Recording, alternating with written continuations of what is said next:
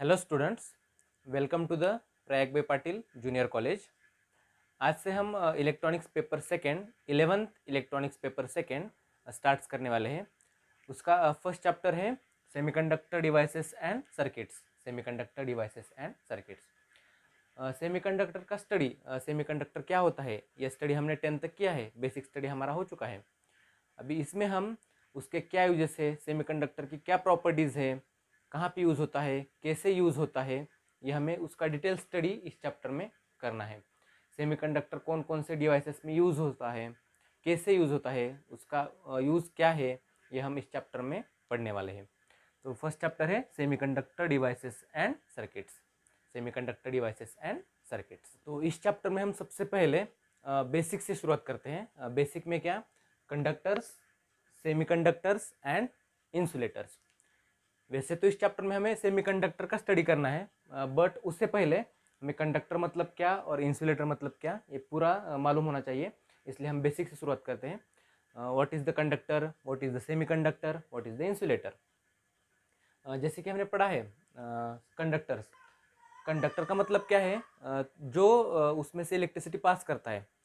This is the good conductor of electricity. Understand, good conductor of electricity, जिसमें से electricity pass होती है। अगर हम सिर्फ कंडक्टर कहते हैं तो हीट कंडक्टर। हीट कंडक्टर मतलब क्या, जिस ऑब्जेक्ट में से हीट पास होती है, इसे हम क्या कहते हैं, कंडक्टर ऑफ हीट, बराबर। जिससे करंट पास होता है उसे हम कहते हैं good conductor of electricity. Understand, this is the conductor. अभी इसमें हम सेमीकंडक्टर का स्टडी कर रहे हैं, इसलिए कंडक्टर ऑफ इलेक्ट्रिसिटी, इलेक्ट्रिसिटी से रिलेटेड हम इसमें स्टडी करेंगे। इसलिए कंडक्टर जो इलेक्ट्रिसिटी पास करता है, जिसमें से इलेक्ट्रिसिटी पास होती है, इसे हम क्या कहते हैं, कंडक्टर्स। इसके टोटली अपोजिट क्या है, तो इंसुलेटर है। इंसुलेटर मतलब क्या, जिसमें से इलेक्ट्रिसिटी पास नहीं होती, जिसमें से करंट पास नहीं होता, उसे हम क्या कहते हैं, इंसुलेटर। Conductor and insulator. जिसमें से इलेक्ट्रिसिटी पास होती है वो कंडक्टर, जिसमें से इलेक्ट्रिसिटी पास नहीं होती है वो इंसुलेटर। अभी कंडक्टर में से इलेक्ट्रिसिटी पास होती है तो इसकी कंडक्टिविटी क्या होगी, ज़्यादा होगी। कंडक्टिविटी क्या होगी, ज़्यादा। अगर इसके हम एग्जांपल्स देखें तो एग्जांपल्स आयरन और कॉपर। हम जो वायर्स देखते हैं जनरली वायर्स, उसमें कॉपर वायर होता है। Copper wire is the good conductor of electricity, उसमें से इलेक्ट्रिसिटी पास होती है। This is the example of conductor, जिसमें से इलेक्ट्रिसिटी पास होती है। कॉपर, आयरन, वाटर, ये क्या है, कंडक्टर ऑफ इलेक्ट्रिसिटी है। अंडरस्टैंड। एंड इंसुलेटर, जिसमें से इलेक्ट्रिसिटी पास नहीं होती, करंट पास नहीं होता, वो क्या होता है, इंसुलेटर। अगर इसके एग्जांपल्स हमें देखने हैं तो क्या होगा, वुड और ग्लास, रबर, प्लास्टिक, ये जो है this is the insulator of electricity, जिसमें से इलेक्ट्रिसिटी पास नहीं होती, करंट पास नहीं होता, ये क्या होंगे, इंसुलेटर्स। Conductors and insulators. अभी सेमीकंडक्टर मतलब क्या, जिस सॉलिड मटेरियल की प्रॉपर्टीज कंडक्टर और इंसुलेटर के बीच में होंगी, कंडक्टर और इंसुलेटर के बीच में, उसे हम क्या कहेंगे, सेमीकंडक्टर। इसका मतलब क्या है, हमने अभी देखा कि कंडक्टर की कंडक्टिविटी सबसे ज़्यादा होती है, मतलब इसमें सबसे ज़्यादा करंट पास करने की कैपेसिटी होती है। अंडरस्टैंड। और इंसुलेटर में से करंट पास नहीं होता, तो सेमीकंडक्टर क्या होगा, जो कि कंडक्टर से कम करंट पास करेगा, कंडक्टर से कम करंट पास करेगा और इंसुलेटर से ज़्यादा करंट पास करेगा। अभी इसका मीनिंग क्या होगा, तो हमने देखा है कंडक्टर की कंडक्टिविटी सबसे ज़्यादा होती है और इंसुलेटर की कंडक्टिविटी सबसे कम होती है। इंसुलेटर इलेक्ट्रिसिटी कंडक्ट नहीं करता, इसका मतलब क्या है, इंसुलेटर की कंडक्टिविटी सबसे कम है। तो सेमीकंडक्टर की कंडक्टिविटी कंडक्टर से क्या होगी, कम होगी, कंडक्टर से क्या होगी, कम होगी, और इंसुलेटर से क्या होगी, ज़्यादा होगी। अंडरस्टैंड। सेमीकंडक्टर की कंडक्टिविटी कंडक्टर से कम होगी, मतलब कंडक्टर से कम करंट वो पास करेगा, और इंसुलेटर से ज़्यादा होगी, इंसुलेटर से ज़्यादा करंट वो पास करेगा। That is conductivity of semiconductor. Conductivity of semiconductor lies in between the conductivity of conductor and conductivity of insulator. Conductor की कंडक्टिविटी और इंसुलेटर की कंडक्टिविटी, इसके बीच में क्या होंगी, सेमीकंडक्टर की conductivity, that is less than the conductor and greater than the insulator. Conductor से कम होंगी, इंसुलेटर से ज़्यादा होगी। This is called as a semiconductor. जो करंट तो पास करता है लेकिन कंडक्टर में जितना करंट पास होता है उससे कम करंट पास करता है, और इंसुलेटर में जितना करंट फ्लो होता है उससे ज़्यादा पास करता है। Understand, this is the conductor. The property of semiconductor lies in between the properties of conductor and insulator. अभी सेमीकंडक्टर का यूज़ क्या है? अगर कंडक्टर में से करंट पास हो रहा है तो सेमीकंडक्टर का क्या काम है? उससे तो करंट कम ही पास हो रहा है। तो ऐसे कुछ डिवाइसेस है जिसमें हम सेमीकंडक्टर यूज़ करते हैं, जैसे कि टेलीविजन्स है, रेडियोज़ है, मोबाइल चार्जर्स है, इन सब में क्या आ जाता है? सेमीकंडक्टर। सेमीकंडक्टर का जो प्रॉपर्टी है हमें कहाँ यूज़ होता है? जो इलेक्ट्रिकल इंस्ट्रूमेंट है जिसमें हम सेमीकंडक्टर यूज़ करते हैं, जिसमें हमें कंडक्टर रिक्वायर्ड नहीं है, हमें क्या रिक्वायर्ड है? सेमीकंडक्टर। इसके लिए हमें कंडक्टर का पूरा स्टडी करना है, कंडक्टर का पूरा स्टडी करना है। ये क्या हुआ? Basic semiconductor. What is basic semiconductor? Conductivity of semiconductor is less than the conductivity of conductor and greater than the conductivity of insulator. Understand? अगर हमें रिलेशन लिखना है कंडक्टिविटी का तो हम कह सकते हैं कंडक्टिविटी ऑफ सी यूज करते हैं उसको, conductivity of semiconductor, conductivity of semiconductor. अभी नोटेशन हर बुक में अलग अलग है, इसलिए हम कंडक्टिविटी ऑफ सेमीकंडक्टर ऐसे यूज कर रहे हैं। अगर कोई अलग अलग नोटेशन है तो वो यूज करेंगे हम। Conductivity of semiconductor, this is conductivity of conductor Cc and this is the conductivity of insulator, ऐसे हम यूज कर रहे हैं। तो सबसे ज्यादा कंडक्टिविटी किसकी है? कंडक्टर की है। सबसे ज्यादा कंडक्टिविटी किसकी है? कंडक्टर की। उससे कम सेमीकंडक्टर की, और सबसे कम इंसुलेटर की। इंसुलेटर की कंडक्टिविटी सबसे कम है, that's why this is the relation. Conductivity of semiconductor is greater than conductivity of insulator. A greater than, Cs is greater than Ci। Cs क्या है? ग्रेटर है किससे? Ci से। मतलब सेमीकंडक्टर की कंडक्टिविटी इंसुलेटर से ज़्यादा है और कंडक्टर की कंडक्टिविटी सेमीकंडक्टर से ज़्यादा है। This is the relationship between conductivity of semiconductor, conductivity of conductor and conductivity of insulator. Understand? Conductivity of semiconductor is less then conductivity of conductor and greater then conductivity of insulator. This is the first relation. Understand? Semiconductor मतलब क्या? जिसकी conductivity conductor से कम है, insulator से ज़्यादा है। ये first thing. Next क्या देखेंगे हम? रेजिस्टिविटी। रेजिस्टिविटी क्या होता है? तो वो करंट को अपोज करता है। हमने रेजिस्टेंस ये वर्ड सुना होगा, रेजिस्टेंस। तो रेजिस्टिविटी मतलब क्या? वो करंट को कैसे अपोज करता है। हमने अभी देखा है कि कंडक्टर में करंट इजीली फ्लो होता है, अंडरस्टैंड? तो इसकी रेजिस्टिविटी क्या होगी? कम होगी। अगर वो करंट को फ्लो करने को अलाउ करता है तो उसकी रेजिस्टिविटी क्या होगी? कम होगी।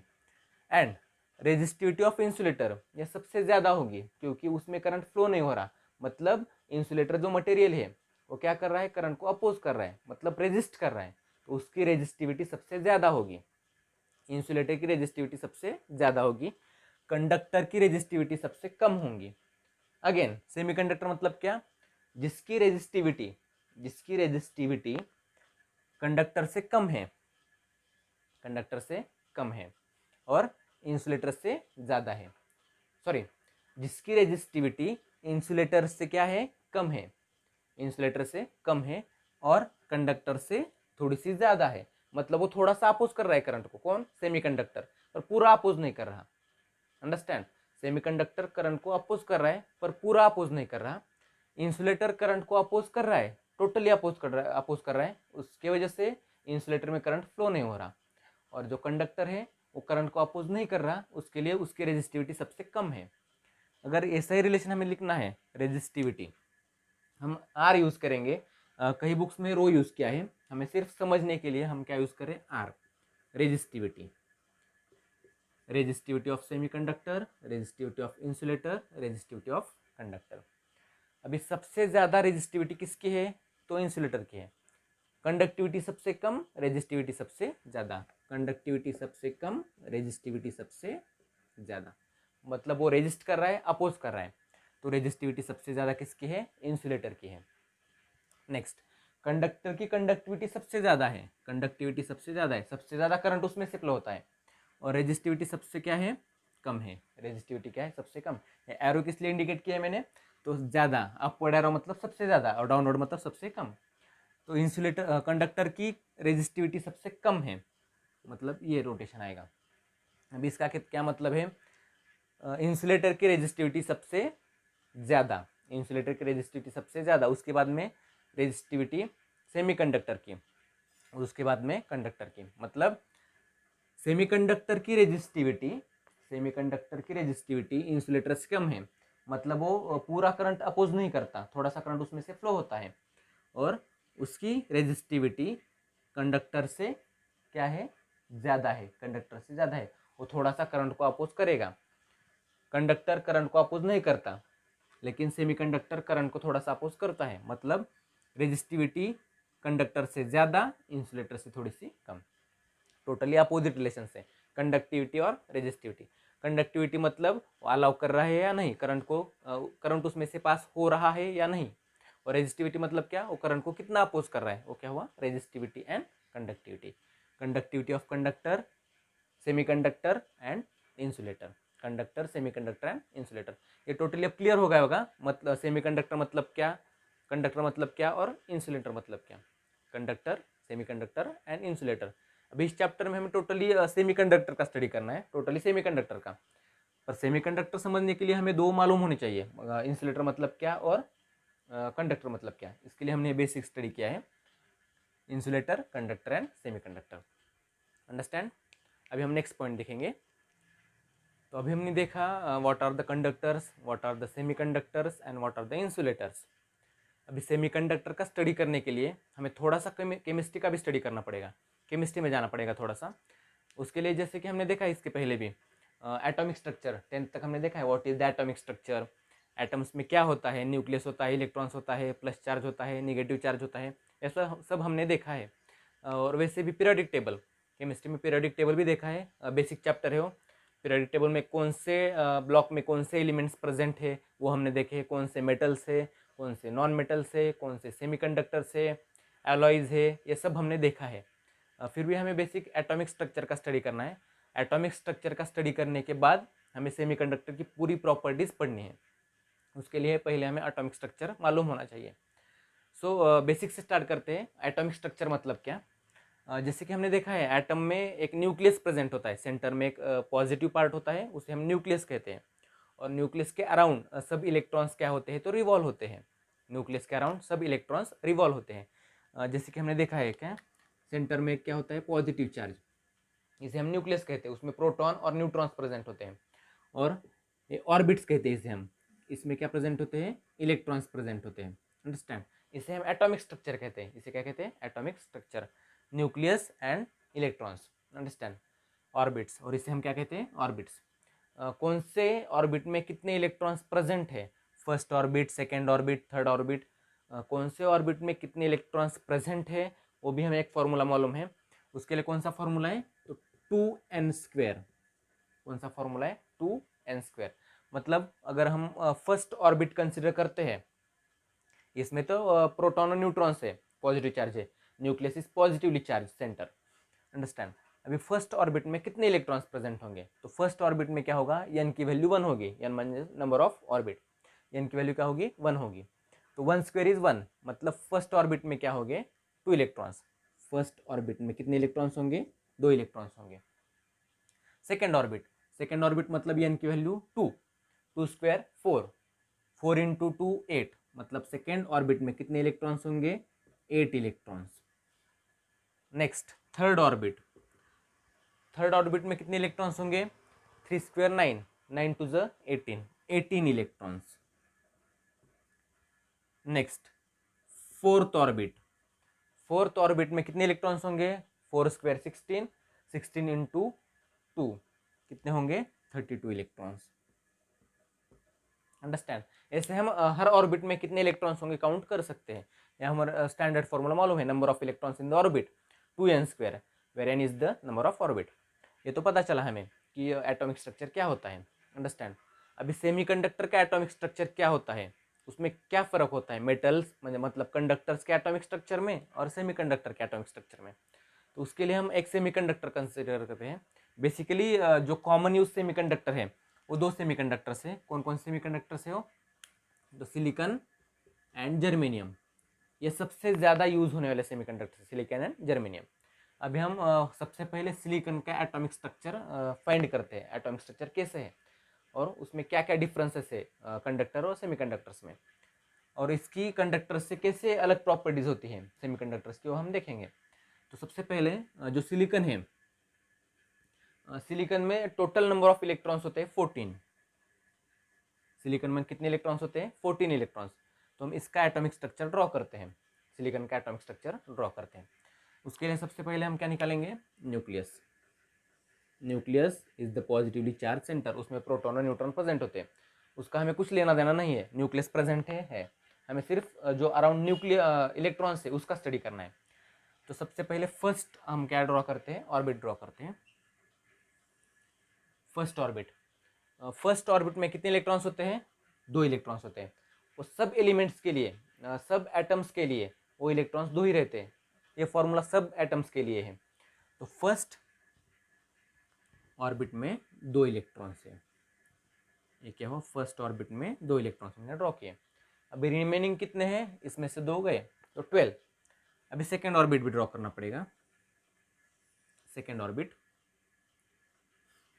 सेकेंड ऑर्बिट में कितने इलेक्ट्रॉन्स है? 8 इलेक्ट्रॉन्स, टोटल 8 इलेक्ट्रॉन्स। 1 2 3 4 5 6 7 एंड 8 इधर ड्रॉ करते हैं।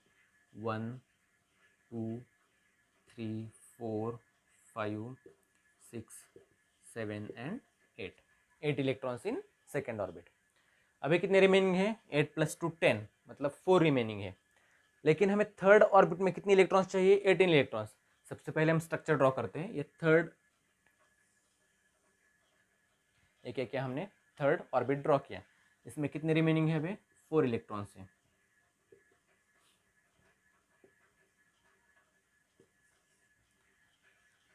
ये तो पूरे इलेक्ट्रॉन्स हो गए। सिलिकॉन में कितने टोटल इलेक्ट्रॉन्स है? 14 इलेक्ट्रॉन्स है। हमने पूरे 14 इलेक्ट्रॉन्स फिल कर दिए first second and third orbit में। लेकिन थर्ड ऑर्बिट जो है उसकी कैपेसिटी कितने इलेक्ट्रॉन्स की है? 18 इलेक्ट्रॉन्स की है। कितने इलेक्ट्रॉन्स की? 18 इलेक्ट्रॉन्स की। मतलब ये अनस्टेबल है। अभी ये जो एटम सिलिकॉन है वो क्या है? अनस्टेबल है। अगर इसको स्टेबल होना है तो इसको जो है ऑक्टेट कंप्लीट करना पड़ेगा। अभी ऑक्टेट क्या होता है हमने बेसिक केमिस्ट्री में सीखा है। इसे स्टेबल होने के लिए क्या करना पड़ेगा? अभी ऑक्टेट कंप्लीट करना पड़ेगा। मतलब अभी ये जो लास्ट ऑर्बिट है तो वो पार्शियली फिल्ड है। टोटली फिल होने के लिए हमें तो 18 इलेक्ट्रॉन चाहिए, मालूम है। इसमें से अभी 4 इलेक्ट्रॉन्स है जो हमने थर्ड ऑर्बिट में भर दिए। इसको कंप्लीट होने के लिए और इलेक्ट्रॉन्स की ज़रूरत है, लेकिन इसके पास लास्ट ऑर्बिट में सिर्फ 4 इलेक्ट्रॉन्स हैं। तो ये जो इलेक्ट्रॉन्स है, इस इलेक्ट्रॉन्स को हम कहेंगे वैलेंस इलेक्ट्रॉन्स। इस इलेक्ट्रॉन्स को हम क्या कहेंगे? Valence electrons. Understand? First orbit ने उसकी वैलेंसी कंप्लीट की है। वैलेंसी मतलब उसके जो 2 इलेक्ट्रॉन्स चाहिए हमें फर्स्ट ऑर्बिट में, वो कंप्लीट है। सेकेंड ऑर्बिट में हमें 8 इलेक्ट्रॉन्स चाहिए, वो भी कंप्लीट है। लेकिन थर्ड ऑर्बिट में हमें कम इलेक्ट्रॉन्स है, तो उसको हम क्या कहेंगे? Valence electrons. उसको क्या कहेंगे? Valence electrons. मतलब क्या है? The electrons present in the outermost orbit, electrons present in the outermost orbit are called as the valence electrons, are called as the valence electrons. जो electrons last orbit में present है उसको हम क्या कहेंगे? Valence electrons. उसको क्या कहेंगे? Valence electrons. नेक्स्ट, इस ऑर्बिट को हम वैलेंस बैंड भी कहते हैं। वैलेंस बैंड, लास्ट जो ऑर्बिट है जिसमें वैलेंस इलेक्ट्रॉन्स प्रेजेंट है उसको हम क्या कहते हैं? Valence band. लेकिन वैलेंस बैंड की एक्चुअल डेफिनेशन हम बाद में देखेंगे। उसके पहले इसे हम क्या कहेंगे? ये लास्ट ऑर्बिट है। ये क्या है? Last orbit. और इसमें जो इलेक्ट्रॉन्स प्रेजेंट है उसको हम क्या कहेंगे? Valence electrons. Electrons present in the outermost orbit, electrons present in the outermost orbit is called as the valence, are called as the valence electrons. अभी ये स्ट्रक्चर सिर्फ सिलिकॉन के लिए है। अगर दूसरा कौन सा एलिमेंट लेते हैं हम, अगर जर्मेनियम लेते हैं तो उसमें 32 इलेक्ट्रॉन्स है। 32 इलेक्ट्रॉन्स है तो नंबर ऑफ ऑर्बिट भी बढ़ेंगे। मतलब हर एटम के लिए जो एटॉमिक स्ट्रक्चर है वो अलग अलग होगा। हर एक के लिए जो वैलेंस इलेक्ट्रॉन्स है वो अलग अलग होंगे। नंबर ऑफ ऑर्बिट्स भी चेंज होंगे और डिपेंड है कि उसके पास कितने इलेक्ट्रॉन्स है, उस पर डिपेंड है कि उसको उसका एटॉमिक स्ट्रक्चर क्या आएगा। ये तो हमने बेसिक देखा है, एटॉमिक स्ट्रक्चर ऑफ सिलिकॉन। अभी नेक्स्ट क्या देखेंगे हम? Atomic structure of germanium. Atomic structure of germanium, silicon और जर्मेनियम में क्या फ़र्क है वो हम देखेंगे। अभी हमने अभी सिलिकॉन का एटॉमिक स्ट्रक्चर देखा है, तो अभी हम जर्मेनियम का एटॉमिक स्ट्रक्चर देखेंगे। इससे हम अलग अलग एटॉमिक स्ट्रक्चर्स ड्रॉ कर सकते हैं, अलग अलग सेमीकंडक्टर्स के। तो हम जर्मेनियम को ड्रॉ करेंगे। जर्मेनियम के पास कितने इलेक्ट्रॉन्स है? 32 इलेक्ट्रॉन्स है। जर्मेनियम के पास कितने इलेक्ट्रॉन्स है? 32। नंबर ऑफ इलेक्ट्रॉन्स कौन से एलिमेंट के पास कितने इलेक्ट्रॉन्स है वो पीरियोडिक टेबल में भी दिए हैं, कॉर्नर में दिए है कितने उसके पास कितने इलेक्ट्रॉन्स है। तो जर्मेनियम के पास कितने इलेक्ट्रॉन्स है, 32 इलेक्ट्रॉन्स है। तो हम उसका भी एटॉमिक स्ट्रक्चर ड्रॉ करेंगे। सेम कंसेप्ट, फर्स्ट ऑर्बिट कितने इलेक्ट्रॉन्स है, 2 इलेक्ट्रॉन्स है, first and second. Next orbit, second orbit, उसमें 8 इलेक्ट्रॉन्स है, first, second, third, fourth, fifth, sixth, seventh, 8, 1 2 3 4 5 6 7 8। दूसरे ऑर्बिट में कितने इलेक्ट्रॉन्स आए, 8 इलेक्ट्रॉन्स। अभी हमें नेक्स्ट ऑर्बिट देखना है। अभी 8 + 2 10 माइनस हो गए, तो उसके पास कितने रिमेनिंग है, 10 माइनस हो गए, 22 रिमेनिंग है। थर्ड ऑर्बिट में कितने चाहिए हमें, 18 इलेक्ट्रॉन्स चाहिए। थर्ड ऑर्बिट 1 2 3 4 5 6 7 8 9 10 11 12 13 14 15 16 17, इधर एक ऐड करते हैं 18। 1 2 3 4 5 6 7 8 9 10 11 12 13 14 15 16 17 एंड 18। ये थर्ड ऑर्बिट में टोटल क्या हुए, 18 इलेक्ट्रॉन्स, मतलब थर्ड ऑर्बिट भी पूरा फिल हुआ है। सिलिकॉन में थर्ड ऑर्बिट में 4 इलेक्ट्रॉन्स थे, उसके बाद में उसके पास इलेक्ट्रॉन्स नहीं थे, इसलिए वो हाफ कंप्लीट रह गया था। अब ये थर्ड ऑर्बिट इसका फिल हो गया है, मतलब 18 + 8 + 2, 8 + 2 10 20, टोटल 28 हो गए। 20 29 30 31 32, 4 रिमेनिंग है।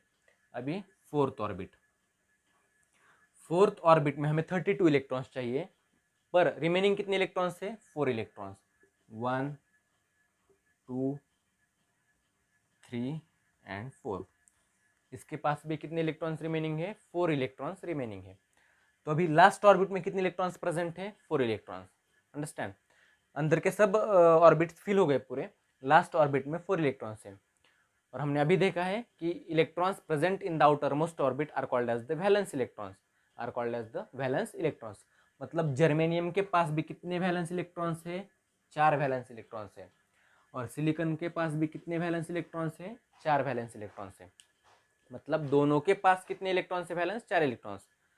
इसके number of electrons, total number of electrons अलग अलग है, बट दोनों के पास सेम वैलेंस इलेक्ट्रॉन्स है, दोनों के पास सेम वैलेंस इलेक्ट्रॉन्स है। मतलब एज अ सेमीकंडक्टर, अगर सेमीकंडक्टर की हम बात करते हैं तो इस दोनों की प्रॉपर्टीज, इन दोनों की प्रॉपर्टीज क्या होगी, सेम होंगी। किस वजह से, क्योंकि दोनों के पास कितने इलेक्ट्रॉन्स है, वैलेंस इलेक्ट्रॉन्स है, 4 वैलेंस इलेक्ट्रॉन्स है।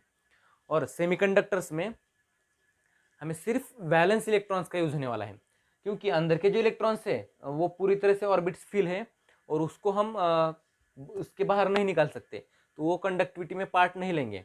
मतलब जो करंट फ्लो हो रहा है सेमीकंडक्टर में से, वो इनकी वजह से फ्लो नहीं होगा। तो किन की वजह से फ्लो होगा, जो आउटर मोस्ट ऑर्बिट में इलेक्ट्रॉन्स प्रेजेंट है, अंडरस्टैंड, उसकी वजह से करंट फ्लो होगा। जनरली जो कंडक्टर्स होते हैं, कंडक्टर्स में फ्री इलेक्ट्रॉन्स होते हैं, उसकी वजह से उसमें से करंट फ्लो होता है। कंडक्टर में से करंट क्यों फ्लो होता है, क्योंकि कंडक्टर्स में फ्री इलेक्ट्रॉन्स होते हैं, उस फ्री इलेक्ट्रॉन्स की वजह से उसमें से करंट फ्लो होता है, उस फ्री इलेक्ट्रॉन्स की वजह से उसमें से करंट फ्लो होता है। अंडरस्टैंड, तो इसमें फ्री इलेक्ट्रॉन्स तो नहीं है, अंडरस्टैंड, सेमीकंडक्टर में फ्री इलेक्ट्रॉन्स नहीं दिख रहे हैं। तो ये जो 4 वैलेंस इलेक्ट्रॉन्स है, इसको हम इजीली फ्री कर सकते हैं, थोड़ी सी एनर्जी सप्लाई करके, थोड़ी सी एनर्जी सप्लाई करके हम इसको फ्री कर सकते हैं। तो ये इजीली फ्री हो जाएंगे। अगर ये फ्री हो गए तो वो कंडक्टिविटी में पार्ट ले सकते हैं। अभी हमने सिर्फ एक सिंगल एटम का स्ट्रक्चर ड्रॉ किया है। अगर हम सेम पूरा जर्मेनियम का मटेरियल कंसिडर करते हैं, वायर कंसिडर करते हैं, अगर मटेरियल कंसिडर करते हैं, तो उसमें नंबर ऑफ एटम्स आएंगे, और एक एटम के 4 ऐसे नंबर ऑफ फ्री इलेक्ट्रॉन्स होंगे। एक एटम के 4 वैलेंस इलेक्ट्रॉन्स। अगर हम स्ट्रक्चर बनाएंगे जर्मेनियम का, तो नंबर ऑफ इलेक्ट्रॉन्स बढ़ जाएंगे, जो कि इस कंडक्टिविटी में पार्ट लेंगे। ये क्या होगा, जर्मेनियम एंड सिलिकॉन, इसके एटॉमिक स्ट्रक्चर। एटॉमिक स्ट्रक्चर हमने देखा है, ये फॉर्मूला याद रख लो, 2n² number of electrons in the orbit, ये क्या होगा, एटॉमिक स्ट्रक्चर। मतलब कि हमें सेमीकंडक्टर में कौन से इलेक्ट्रॉन चाहिए, सिर्फ वैलेंस इलेक्ट्रॉन्स चाहिए। इन इलेक्ट्रॉन्स का, कौन से इलेक्ट्रॉन्स का, जो कि ऑलरेडी इनर ऑर्बिट्स में है, अंदर की जो ऑर्बिट में है वो टोटली बाउंडेड है, और उनको फ्री करने के लिए हमें बहुत एनर्जी चाहिए, तो उनको हम इजीली फ्री नहीं कर सकते। इजीली फ्री किनको कर सकते हैं, जो electrons in outer most orbit में है उसको हम इजीली फ्री कर सकते हैं। अंडरस्टैंड। तो उन इलेक्ट्रॉन का हम सिर्फ यूज़ करेंगे, इन इलेक्ट्रॉन्स का हमें कोई भी यूज़ नहीं है, अंदर के जो इलेक्ट्रॉन्स है। तो सिलिकॉन के पास भी 4 ही इलेक्ट्रॉन्स है वैलेंस, जर्मेनियम के पास भी 4 है, जिसका हम कंडक्टिविटी में यूज़ करने वाले हैं। कंडक्टिविटी में यूज़ करने वाले मतलब क्या, तो जो करंट कैरी करने में पार्ट लेने वाले हैं वो 4 इलेक्ट्रॉन्स है सिर्फ, उससे क्या कहेंगे हम, वैलेंस इलेक्ट्रॉन्स। अभी इसका जो बैंड स्ट्रक्चर है वो हम बाद में देखेंगे, कंडक्टर की, सेमीकंडक्टर की और इंसुलेटर की और भी डिफिनेशन है। सिर्फ हमने एक पहली देखी है कंडक्टिविटी और रेजिस्टिविटी के टर्म्स में। अभी बैंड स्ट्रक्चर के टर्म में भी हम देखेंगे कंडक्टिविटी और कंडक्टिविटी रेजिस्टिविटी, इसकी डेफिनेशन, कंडक्टर, इंसुलेटर और सेमीकंडक्टर। ये एटॉमिक स्ट्रक्चर समझ में आया। एटॉमिक स्ट्रक्चर हमें सिर्फ समझने के लिए है, मेन यूज तो हमें सिर्फ इस वैलेंस इलेक्ट्रॉन्स का है, उसके प्रॉपर्टीज हमें स्टडी करने हैं। एटॉमिक स्ट्रक्चर अगर समझ में आया कि वैलेंस इलेक्ट्रॉन्स कितने हैं उस मटेरियल के पास, उस सेमीकंडक्टर के पास कितने वैलेंस इलेक्ट्रॉन्स है, इसके लिए सिर्फ हमने ये स्ट्रक्चर ड्रॉ किया है, एटॉमिक स्ट्रक्चर। अंडरस्टैंड। अभी हम आगे के लेक्चर में आगे का स्टडी करेंगे, बैंड स्ट्रक्चर और बैंड थ्योरी ऑफ सेमीकंडक्टर्स।